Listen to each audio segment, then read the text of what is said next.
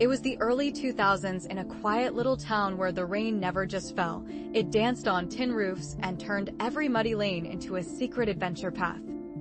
Kate, a 6-year-old girl with short brown hair and a bright yellow frock, stood at her window pressing her palms against the cold glass and sighed.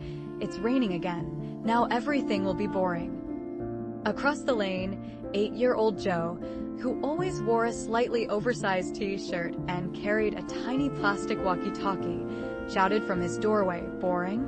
Rain means the world is awake, Kate." Kate frowned and replied, "It just means I'm stuck inside with my grandma's old radio and wet shoes." Joe grinned and said, "Then come out and I'll prove you wrong. Bring your red umbrella, the one with the broken handle." A few minutes later, Kate stepped outside hesitantly, splashing into a shallow puddle and saying, "If I get sick, I'm blaming you." Joe laughed loudly and said, "Deal. But first, listen, rain sounds like secrets falling from the sky."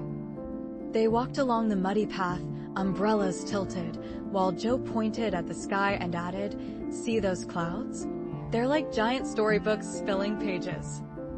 Kate giggled and said, "You always say strange things, Joe."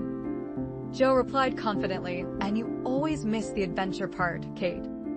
They reached an old banyan tree where water droplets kept dripping like tiny clocks, and Joe whispered, "This is our secret headquarters now." Kate looked up and asked, "For what mission?"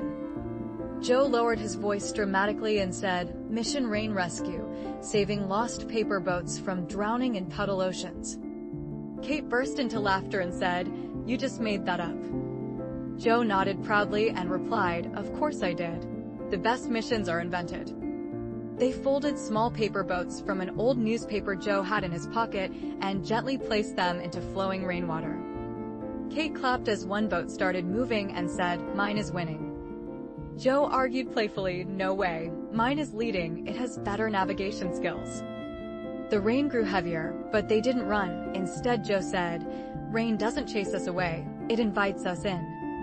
Kate looked at him and admitted softly, "Okay, maybe it's not boring." They stood there watching their paper boats travel through tiny streams until they disappeared around a bend. Joe smiled and said, "See? Every rainy day has its own story." Kate nodded, holding her umbrella tighter, and replied, "Then tomorrow we make another story, but I pick the mission."